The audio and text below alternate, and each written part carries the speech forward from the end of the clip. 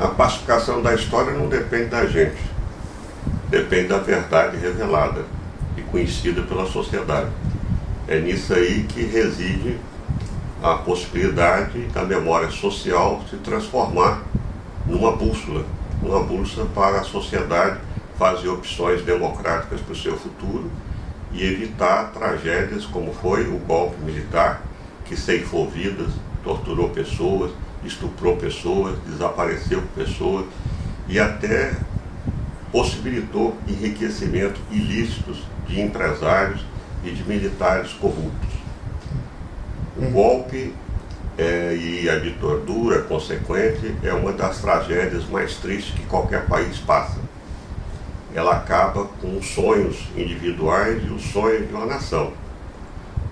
Até o golpe de 1º de abril de 64, existia um projeto de nação, fechado pelas chamadas reformas de base, que eram reformas estruturais, que até hoje são reformas necessárias. Então veja o quanto o Brasil perdeu. Era uma estação democrática muito rica, que foi cortada, interrompida pelo golpe de 64. Um golpe que contou com a participação das elites militares, das elites empresariais, das elites religiosas, e um golpe que atingiu até os próprios militares. Hoje nós sabemos que 7.500 militares foram atingidos.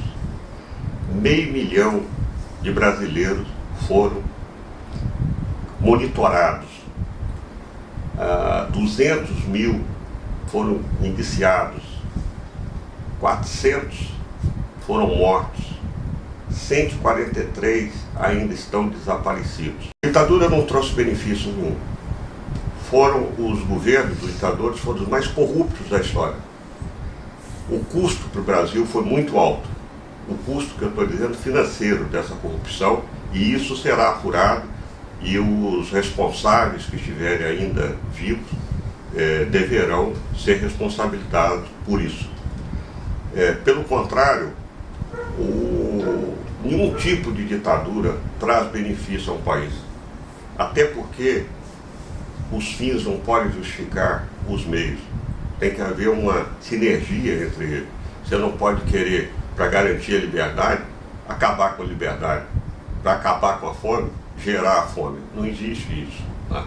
Então, esses que pensam que a ditadura trouxe benefícios para o país, é um engano. Se aquele governo e o outro que viria já um ano depois não tivesse sido atropelado pelo golpe, o país hoje seria um país de primeiro mundo. Não há mais dúvida nenhuma, tecnicamente é provado isso. O golpe me pega com... Eu já via fazendo movimento estudantil, né, participando de grêmio, era secretário-geral da União dos Estudantes Secundários aqui do Espírito Santo, falava na Rádio Capixaba, escrevia em jornais, e o golpe me pega nesse momento. Eu diria até que o golpe me pega com calças curtas, porque eu tinha 16 anos. E naquela época, até uns 12 anos, os jovens usavam calças curtas. Né? E ele me pega nessa situação.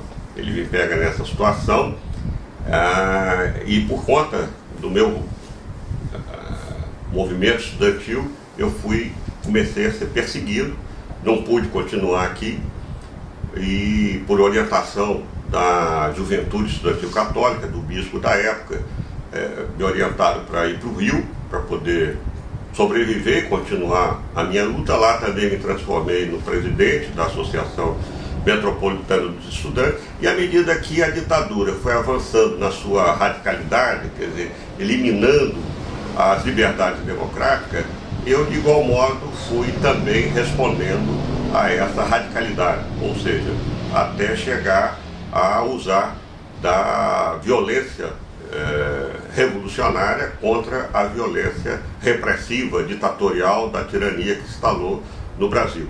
Passei então a fazer parte de organizações que combateram por todos os meios pacíficos e meios também armados, a ditadura militar.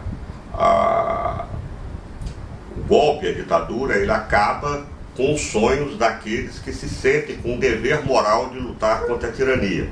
não julgo nem a mim, nem a minha geração, uma geração de heróis, nem muito menos uma geração de vítimas. Somos sim uma geração que tinha um sonho, acreditou no sonho de um Brasil desenvolvido, com igualdade, com justiça social, pujante, um Brasil que ainda não chegamos lá. E não chegamos lá por quê? Porque a democracia, ela é um processo perene de construção e deve ser universalizada. O que é isso? Democracia política, democracia social, democracia econômica. Democracia não pode ser resumida a eleições e, eventualmente, uma participação mais direta do povo. Pelo contrário, nós temos que exercê-la em termos de que o povo é originariamente o dono do poder. Então precisamos ter mecanismo que permita que a base da pirâmide participe das decisões do destino do seu país.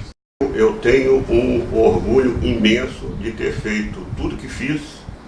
Apenas gostaria de ter evitado alguns erros que a juventude nos leva a ter. Gostaria de ter tido mais maturidade, mas acho que todos os caminhos, tudo que fizemos foi absolutamente necessário para que o Brasil chegasse hoje aonde está. E nós vencemos. Vencemos por quê? Porque nós temos uma presidenta que foi, inclusive, companheira de organização minha, e significa que o povo a escolheu sabendo da sua trajetória.